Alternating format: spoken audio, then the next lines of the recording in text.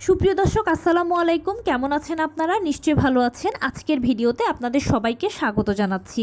আজকে আমি আপনাদের সাথে শেয়ার করব পুরো গর্ভাবস্থায় যদি আপনি ভালো থাকতে চান, সুস্থ সবল একটি সন্তান চান এবং ফাইনালি আপনার নর্মাল ডেলিভারি চান, তাহলে আপনাকে এই দুটো কাজ করতে হবে। চলুন বলছি কাজগুলো কি কি। বাই দ্য ওয়ে, মূল ভিডিওতে যাওয়ার আগে একটা কথা বলি, আমি আমার চ্যানেলে pregnancy related, specially normal delivery related অনেক ইম্পর্টেন্ট তথ্য ভিডিও আকারে শেয়ার করে থাকি। এই তথ্যগুলো আমার পার্সোনাল এক্সপেরিয়েন্স ও আমার ডক্টরের সাজেশন থেকে নেওয়া। তাই আমার চ্যানেলটিকে যদি একবার আপনারা ভিজিট করেন, তাহলে আপনারা আপনাদের প্রশ্নাতীত মনের অনেক প্রশ্নের উত্তর পেয়ে যেতে পারেন। আমন্ত্রণ জানাবো আমার চ্যানেলটিকে একবার ভিজিট করে দেখার জন্য। এবারে চলুন মূল আলোচনায় যাওয়া যাক। আমি শুরুতেই বলেছি আজকে আলোচনা করব, আপনি যদি একটি সুস্থ সবল সন্তান চান, পুরো গর্ভাবস্থায় নিজে ভালো থাকেন এইটা চান, এবং সেই সাথে ফাইনালি আপনার নর্মাল ডেলিভারি হোক এটা চান, তাহলে আপনাকে এই দুটো কাজ করা লাগবে। কথায় বলে পরিশ্রম সৌভাগ্যের প্রসূতি। যে কোনো কাজে পরিশ্রম করলে ইনশাল্লাহ সৌভাগ্য আসে। এখানেও আপনি শুধু মুখেই ভালো থাকি, সুস্থ সবল সন্তান চাই, নর্মাল ডেলিভারি চাই এটা বললে হবে না। একটু পরিশ্রম করতে হবে, কিছু চেষ্টা করতে হবে, নিজের মধ্যে কিছু পরিবর্তন আনতে হবে।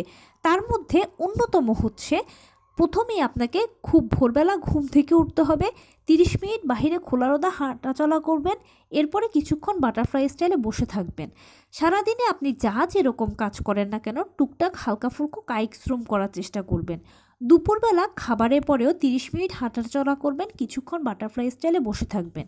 রাত 9টা থেকে 9:30টার মধ্যে রাতের খাবারটা খেয়ে ফেলার চেষ্টা করবেন এবং ঘুমোতে যাবার আগে 30 মিনিট হাঁটাচলা করবেন, কিছুক্ষণ বাটারফ্লাই স্টাইলে বসে থাকবেন এবং রাত 10টা থেকে 10:30টার মধ্যে ঘুমিয়ে পড়বেন, কোনো প্রকারের ডিভাইস ছাড়া।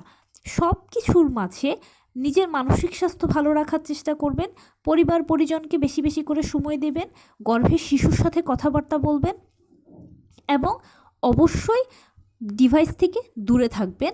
লো কমেন্টটা ব্যবহার করবেন। আপনি যেই ধর্মের অনুসারী হন না কেন, বেশি বেশি করে উপরওয়ালাকে ডাকবেন। এর পাশাপাশি আরেকটা যে সেকেন্ড চেঞ্জ করবেন সেটা হচ্ছে, যে খাবারই আপনি খান না কেন, যে খাবার খেতে ইচ্ছে হয় না কেন, সবটাই ঘরের খাবার খাবেন। বাহিরের খাবারকে ধরেও দেখা যাবে না, ছোঁয়াও যাবে না। যে কোনো খাবার, আপনার বাহিরের খাবার যদি খেতে ইচ্ছে হয় তাহলে সেই খাবারটা বাড়িতেই বানিয়ে খান। হয়তো বা স্বাদে 19-20 হবে, কিন্তু আপনি ফ্রেশ খাবারটা পাবেন। এছাড়া নিয়মিত মাছ, মাংস, দুধ, ডিম, হলুদ ফলমূল, সবুজ শাকসবজি, লাল জাতীয় খাবার, ওমেগা 3 ফ্যাটি অ্যাসিড সমৃদ্ধ খাবার, বিভিন্ন ধরনের ডাল ঘন করে রান্না করে খাবেন, বিভিন্ন ধরনের কালারফুল শাকসবজি ফলমূল খাবেন, প্রতিদিন 2টো করে ডিম, 1 গ্লাস কুসুম গরম দুধ খাবেন, কলা, খেজুর, বাদাম, বিভিন্ন ধরনের ড্রাই ফ্রুটস খাওয়ার চেষ্টা করবেন। ছোট বড় সামুদ্রিক যে কোনো মাছ খাবেন, মাছের সবসময় তেল খাবেন এবং সেই সাথে কলিজা খাওয়ার চেষ্টা করবেন যে কোনো পশুর। এটা আপনাকে খুব ভালো একটা আয়রনের সাপ্লাই দেবে। তার পাশাপাশি ডাক্তারের দেওয়া আয়রন, ভিটামিন, ক্যালসিয়াম ওষুধগুলো নিয়মিত খাবেন। প্রতিদিন 12 থেকে 14 গ্লাস পানি খাবেন। যে কোনো খাবারই খান না, একটু কুসুম গরম গরম খাওয়ার চেষ্টা করবেন। কুসুম গরম খাবারগুলো শরীরের অ্যামনিওটিক ফ্লুইডকে ধরে রাখতে সহায়তা করে। আর অবশ্যই 4বার চেক আপ করাবেন গর্ভাবস্থায়। কোন 4বার চেক আপ করাবেন? প্রথম কনসিভ করার পরে একবার, 5 মাসে একবার, 7 মাসে একবার, 9 মাসে একবার। ডাক্তারের সাথে নিয়মিত ভালো মন্দগুলো যোগাযোগ করবেন।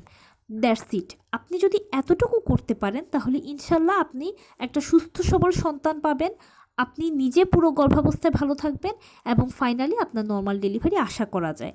আপনি যদি এই চেঞ্জগুলো নিজের মধ্যে করতে পারেন তাহলে যে সুফলটা পাবেন সেটা হচ্ছে, আপনি খুব ভোরবেলা ঘুম থেকে উঠে যখন বাহিরে খোলা রোদে 30 মিনিট হাঁটাচলা করবেন এবং কিছুক্ষণ বাটারফ্লাই স্টাইলে বসে থাকবেন, এটা নিঃসন্দেহে ব্যায়ামের কাজ করবে, যেটা আপনাকেও ভালো রাখতে সহায়তা করবে। এবং আমরা সবাই জানি যে নর্মাল ডেলিভারির জন্য কিন্তু শরীরে ব্যায়ামের প্রয়োজন, আর যেটা নর্মাল ডেলিভারিতে ব্যায়ামের কাজ করবে।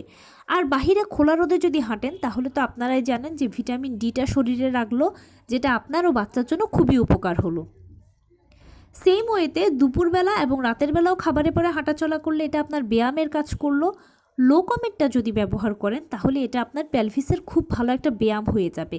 আপনারা সবাই নিশ্চয়ই জানেন যে নর্মাল ডেলিভারির সময় অনেকে সাইড কাটতে হয়, সবার কিন্তু লাগে না। যাদের পেলভিসটা আসলে সময় মতো সংকোচন প্রসারণ হয় তাদের কিন্তু সাইড কাটা লাগে না, বিনা সাইড কাটাতেই বাচ্চা বেরিয়ে চলে আসে। এখন আপনি যদি চান আপনার সাইড কাটা না লাগুক তাহলে অবশ্যই লোকোমেটটা ব্যবহার করবেন। পেলভিসের এটা খুব ভালো ব্যায়াম হবে, পেলভিস সময় মতো সংকোচন প্রসারণ হবে। এরপরে বলেছি মানসিক স্বাস্থ্য ভালো রাখার কথা। আপনি মানসিক স্বাস্থ্য যদি ভালো থাকেন, মন মানসিকতা যদি ভালো থাকে তাহলে তো আপনি নিজেই সুস্থ থাকবেন। আর বাচ্চার সাথে কথাবার্তা বললে বাচ্চাও ভালো থাকবে, হাসি খুশি থাকবে। কারণ কি, বাচ্চারা 5 মাস বয়স থেকে কিন্তু কানে শুনতে পায়। আর যেই বাচ্চারা মায়ের গর্ভে হাসি খুশি বা অন্তত একটা কোলাহলের মধ্যে থাকে, সাউন্ডের মধ্যে থাকে, সেই বাচ্চারা বড় হলেও বা জন্মের পরেও কিন্তু হাসি খুশি হয়, খিটখিটে মেজাজের হয় না। রাত 9টা থেকে 9:30টার মধ্যে রাতের খাবারটা এই জন্য খাবেন, এতে খাবার ভালো হজম হয়। আর খাবার যদি ভালো হজম হয় তাহলে গ্যাস্ট্রিক, কোষ্ঠকাঠিন্যের মতো অযাচিত সমস্যাগুলো আপনার আর হবে না। রাত 10টা থেকে 10:30টার মধ্যে এই জন্য ঘুমোবেন যেন আপনার একটা ভালো ঘুম হয়। কারণ 10টা থেকে 10:30টার মধ্যে ঘুমালে আর ওই যে ভোরবেলা ঘুম থেকে উঠলেন 7, 8, 9 ঘন্টার একটা লম্বা ঘুম কিন্তু আপনি যেতে পারলেন। আর এই সময় ঘুমটা মা ও বাচ্চা উভয়ের জন্য ভালো, দুজনেরই মাইন্ড রিল্যাক্স হয়, ব্রেনের ডেভেলপমেন্টের জন্য এটা খুবই উপকারী। অবশ্যই এটা ফলো করবেন। আর খাবারটা আপনি যদি ঘরোয়া খাবারের উপর নির্ভরশীল হন তাহলে ইনশাল্লাহ আপনি সুস্থ থাকবেন, কারণ আপনি তো সর্বোচ্চ হাইজিন মেনটেন করে খাবার রান্না করবেন, ধোবেন, সব কিছু করবেন। আর বাহিরের খাবার কিন্তু আনহাইজেনিক, প্লাস বিভিন্ন ধরনের ক্ষতিকর উপাদান থাকে যেটা প্লাসেন্টা দিয়ে সরাসরি বাচ্চার মধ্যে যায়। এরকমও অনেক সময় হয় যে এই খাবারের ক্ষতিকর উপাদানের কারণে বাচ্চা বিকলাঙ্গও হতে পারে। যেমন বাহিরের খাবারগুলোতে স্পেশালি কিন্তু ওরা টেস্টিং সল্ট ব্যবহার করে, আর এই টেস্টিং সল্টকে বলা হয় স্লো পয়জন।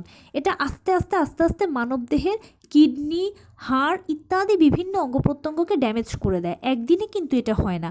তাহলে আপনার শিশুকে আপনি বিষ দিয়েই দুনিয়াতে আনছেন, তাহলে এই বাচ্চাটা পরবর্তীতে বিভিন্ন ধরনের রোগে শোগে যে ভুগবে এটা স্বাভাবিক ব্যাপার। সেজন্য যত বেশি ঘরোয়া খাবারের উপর নির্ভরশীল হবেন, ঘরে তৈরি করা খাবার খাবেন, ততই ফ্রেশ খাবারটা আপনি পেলেন, প্লাস বাচ্চাও পেল, এবং আপনারা মা বাচ্চা উভয় সুস্থ থাকলেন। আর নর্মাল ডেলিভারির অন্যতম শর্তই হচ্ছে মা ও বাচ্চার সুস্থতা। যদি মা ও বাচ্চা সুস্থ থাকে তাহলে সেই ডেলিভারিটা নর্মালে ইনশাল্লাহ হয়। এটা একেবারে 90%-এর উপরেই প্রমাণিত। আর তো বলেছি যে প্রতিদিন 12 থেকে 14 গ্লাস পানি ও যেই কোনো খাবার একটু কুসুম গরম খাবেন, এতে অ্যামনিওটিক ফ্লুইডের ব্যালেন্সও ঠিক থাকবে। আর নিয়মিত হাঁটাচলা করলে গর্ভাবস্থায় যে ব্যথা কষ্টগুলো আছে এগুলো কিন্তু অটোমেটিক কম হয়, কোনো প্রকারের ওষুধ লাগে না। আর যে শরীরটা একটা ব্যায়ামের উপর দিয়ে থাকে সেই শরীরটা কিন্তু অনায়াসেই নর্মাল ডেলিভারির জন্য প্রিপারেশান নিয়ে নেয় এবং নর্মাল ডেলিভারি হয় কিন্তু বেশিরভাগ সময়। আর আপনি যদি এই রুটিনগুলো ফলো করতে পারেন তাহলে বাচ্চার পজিশান, পানি, ওজন, আপনার সমস্যা কিচ্ছু নিয়ে আর চিন্তা করতে হবে না।